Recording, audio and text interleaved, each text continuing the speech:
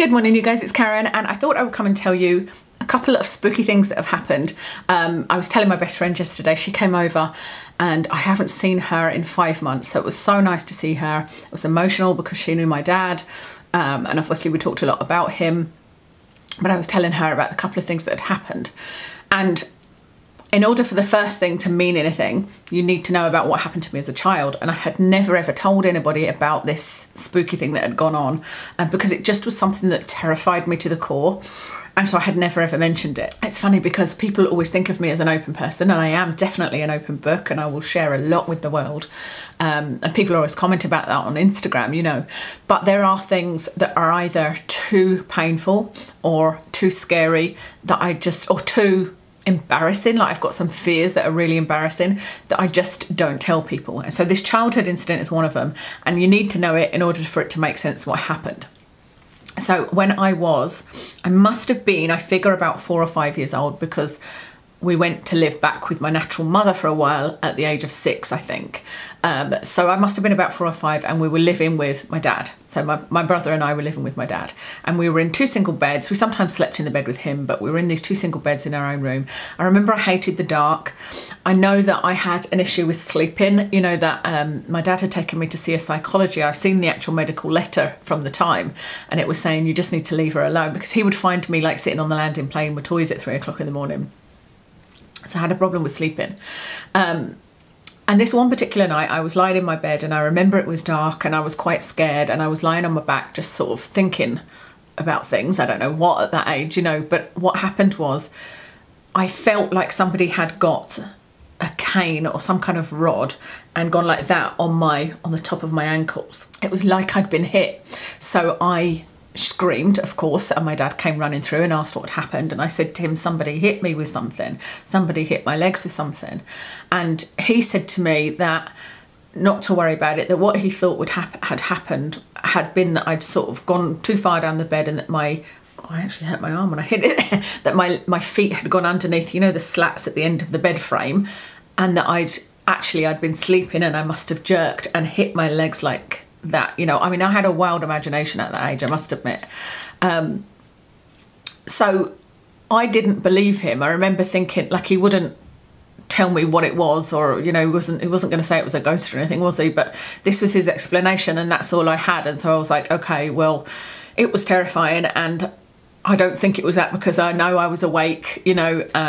But it passed. Nothing else ever happened. I never ever spoke about it again. I never discussed it with my dad, and my dad and I discussed lots of things. The only things we didn't discuss were that. And then later on, when we went back to live with him after living with my natural mother, I know that there was an incident with my brother where my dad had mentioned that things were moving around in his room, and they got somebody from the church to come out. But again, I was too frightened to even ask what was going on, and it was never really discussed. Anyway, fast forward to my dad dying, and these spooky things have only happened in the last 2 weeks. The first one happened 2 weeks ago, and I'm still not sleeping. I have slept better in the last couple of days, but I'm still waking up early. Not waking up thinking of anything, just waking up. That might actually be related to the menopause, which I'm going to talk about in another video. But this 2 weeks ago, I was stretching my feet. I was awake. It was about 4 o'clock in the morning, and I was sort of pointing my feet and putting them, you know, flexing them. And as I pointed them, I suddenly went to lift them up, and it was like there was something clamped on top of my feet. And I tried to pull them up, and I was like, oh my God, something's stopping me lifting my feet up. And I was like, this is just awful.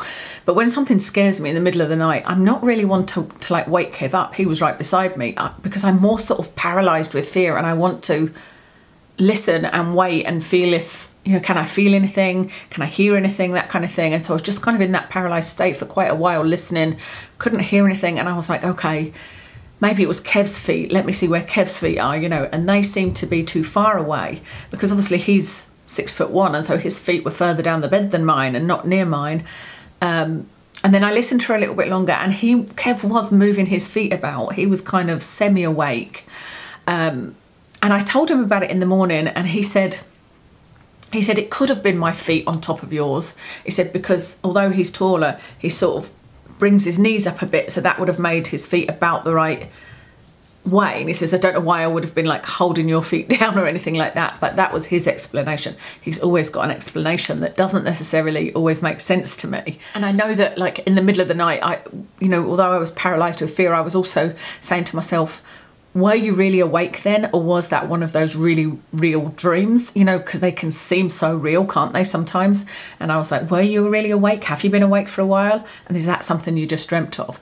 So after speaking to Kev and him saying that, I just thought, you know what, I think that was just one of those, I think it was just an odd dream. It just seemed really weird to me that I'd put Dad's ashes in the cupboard and he's quite close by. The cupboard is just outside of my bedroom, and that had happened. That was so similar to that childhood event where he was there, because like I said, he wasn't there for the whole of my life. Well, we weren't living with him for the whole of my life.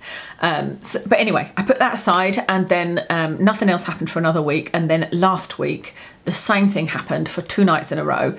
The first night was just after I had got my dad's ashes are in a scatter tube, and I had put it in the cupboard. I hadn't been able to break the seal and have a look at the ashes. I wanted to, but I just, it wasn't the right time. But then I ordered this little key ring where I needed to put some ashes in. And so I got brave and took it out the cupboard and broke the seal and was looking at the ashes. We took it out, we put some of them in this little key ring, and then put the lid back on and then put him back in the cupboard.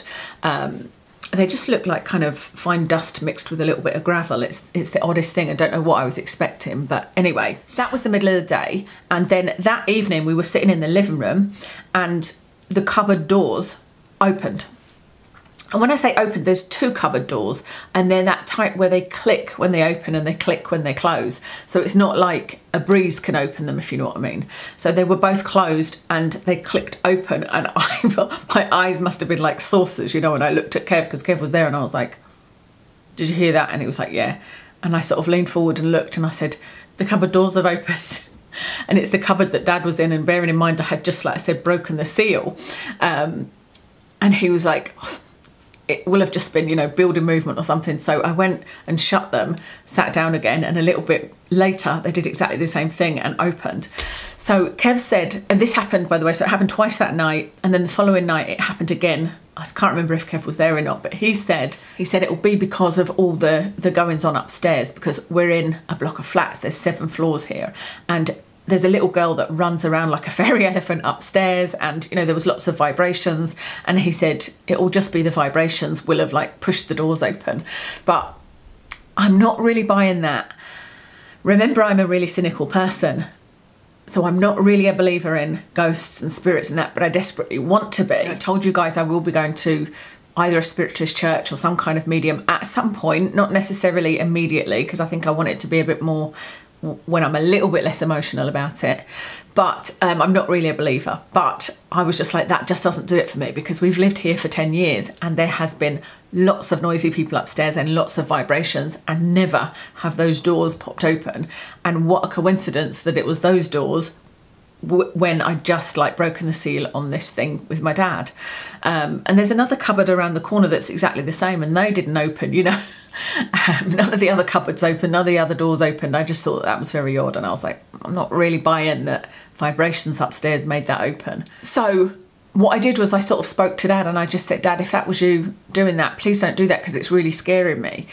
Because I know that my dad, it would be the type of thing he would do, thinking he was communicating with me. If he is on the other side, if he has a conscience and he's able to communicate with me, he would do it clumsily, I'm sure. He would do it in a way that he'd be like, oh, I know what I'll do this, but without thinking how much it would scare me or how much it would upset me. And I know this because he's been like that my whole life. There's been some really horrific things, actually. Like one year he was feeling very suicidal and said he wasn't going to come on Christmas Day. And I was like, I was crying my eyes out and saying, so you think I'm going to have a nice Christmas Day sitting worrying about whether you're going to kill yourself or not? He wasn't going to come to my house. And when I told him that, he was like, oh my God. He said, when you said that, it was like a dagger to my heart. He said, I never even thought about that. So he said, yeah, of course I'm going to come.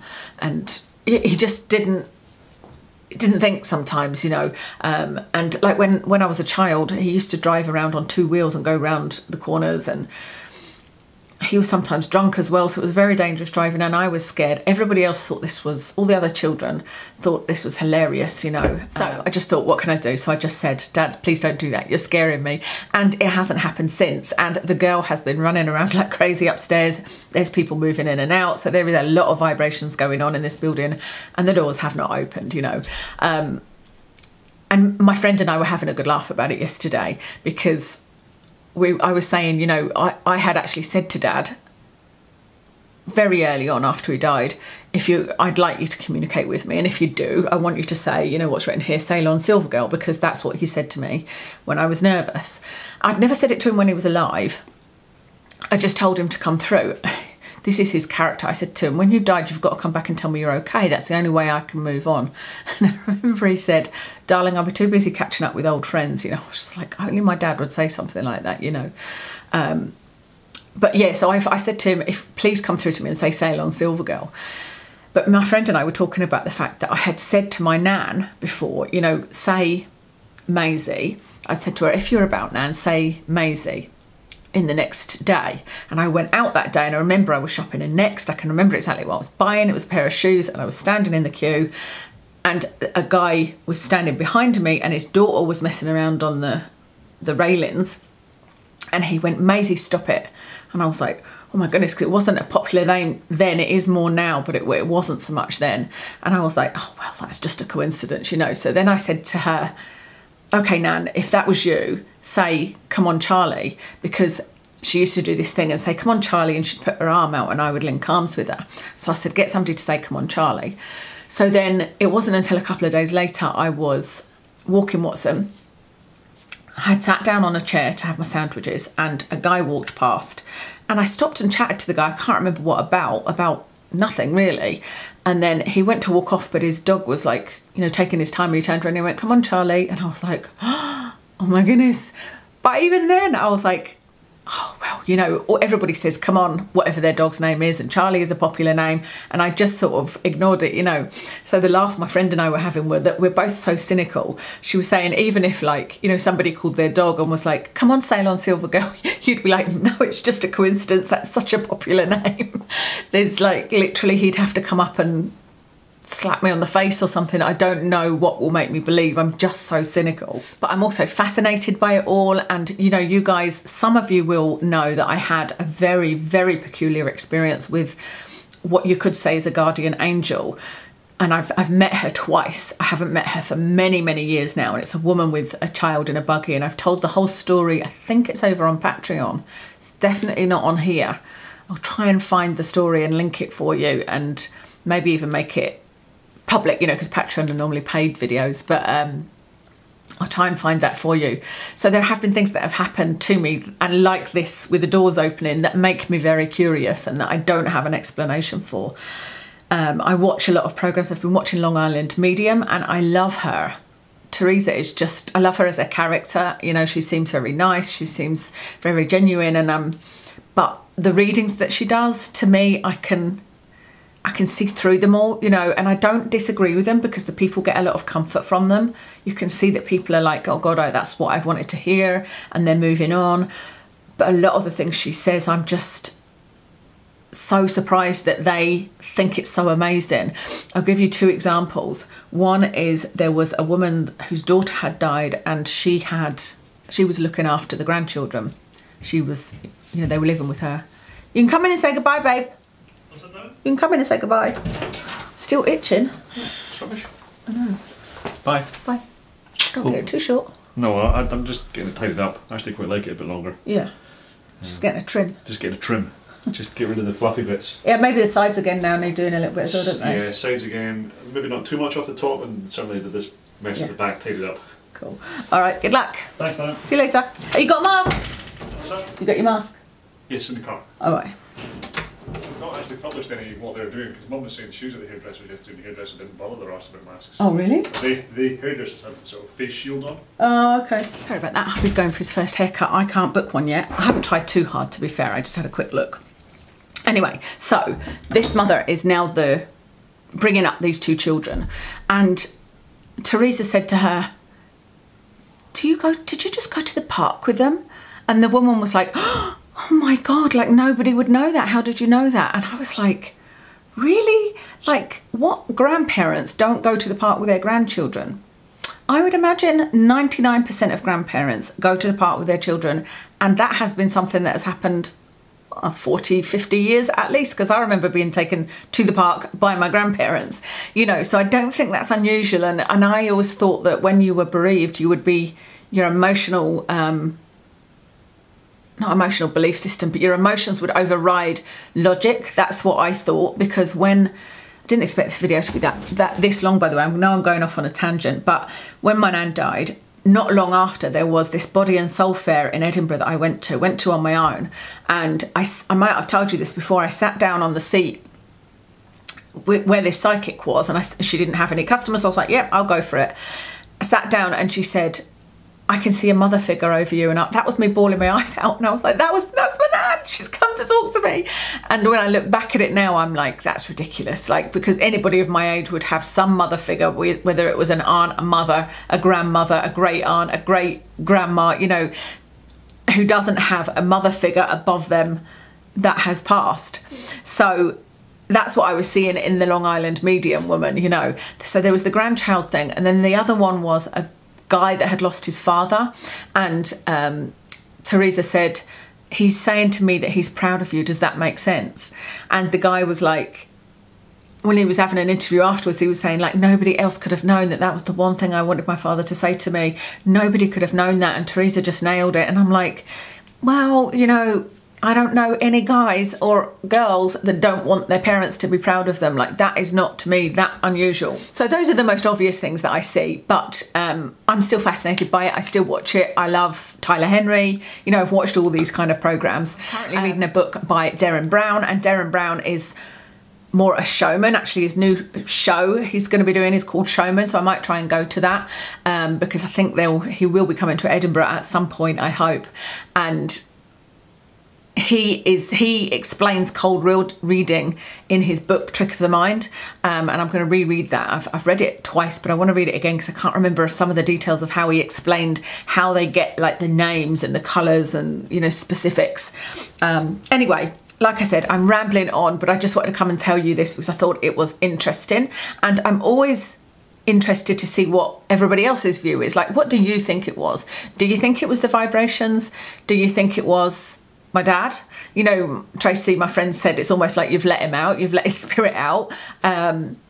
What do you believe? You know, I'm really, really curious about the world and their opinions on this sort of thing. And like I said, I definitely think that when you're more emotional, you almost believe a bit more because you want to, you know, you get from things what you need to. But with that, I don't know whether I'd feel comforted knowing that that was my dad or not. I probably would, because it wasn't that scary, you know, and the fact that it stopped also makes me think, like, that would suggest my dad heard me and was like, oh, I wouldn't want to scare her, you know, because I know he wouldn't want to.